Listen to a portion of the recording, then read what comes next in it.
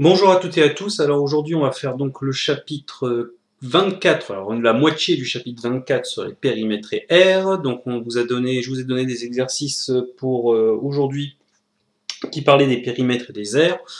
Donc globalement, on va commencer que par les périmètres aujourd'hui. Périmètre. Donc le périmètre, c'est quoi? C'est la longueur du contour d'une figure. Ça s'appelle donc le périmètre. Exemple. Hop. Alors sur votre cahier, vous faites cette figure-là en utilisant vos carreaux, que ce soit des petits ou des grands carreaux, je veux exactement ça. L'unité de longueur, c'est donc un trait d'un carreau. Le périmètre de la figure ci-contre est 16 unités de longueur, parce que si je commence ici en haut à gauche, je fais 2, 4, 5, 6, 7, 8, 9, 10, 11, 12, 13, 14, 15, 16 unités de longueur. Le périmètre pour un polygone, à partir du moment où c'est un carré, un rectangle, un triangle, etc., c'est la somme des longueurs de ses côtés. Attention, pour calculer un périmètre, il faut bien que toutes les longueurs soient dans la même unité. Je n'ai pas le droit d'ajouter des centimètres et des millimètres.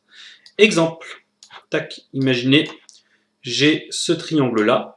Donc vous ne faites pas les vraies longueurs sur votre cahier, vous faites à peu près, et puis vous notez les longueurs.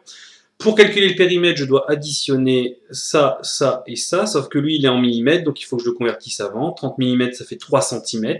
Et puis après, j'ai plus qu'à faire KL plus LM plus MK, donc ça fait 3 plus 2 plus 2,5, ça fait 7,5 cm. Si jamais on vous demande de calculer le périmètre d'un rectangle de longueur 3,5 et de largeur 1,5, donc vous imaginez un rectangle, hein, ok, de longueur 3,5 et de largeur 1,5, et ben pour calculer le périmètre, il y a plusieurs formules qui fonctionnent, mais il y a par exemple longueur plus largeur plus longueur plus largeur, donc on arrive à 3,5 plus, plus 1,5. Alors j'ai pas le droit d'annuler parce que quand j'annule, mon truc vidéo bug un peu. Plus 3,5 plus 1,5 et on arrive donc à 10 cm.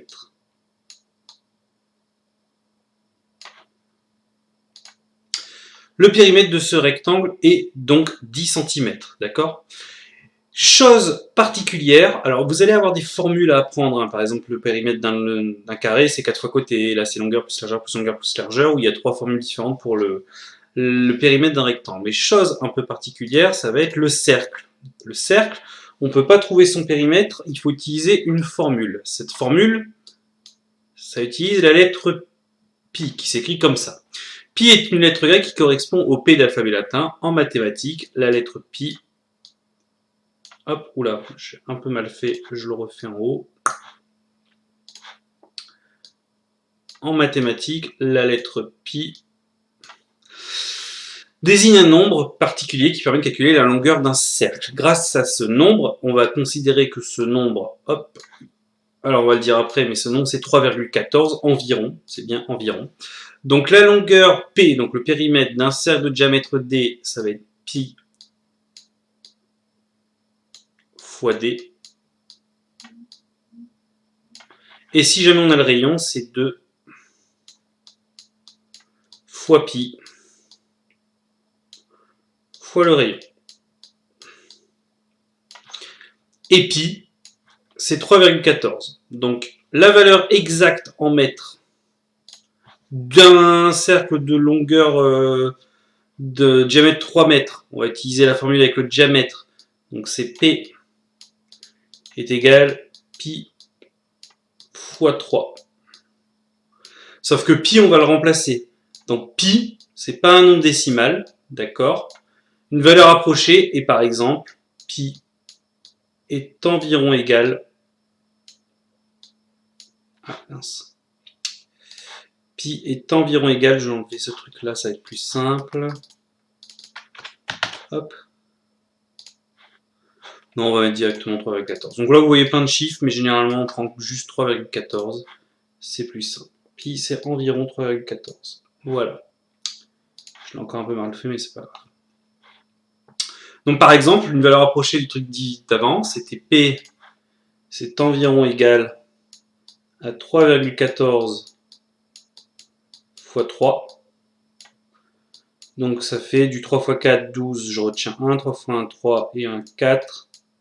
Et 3 x 3, 9.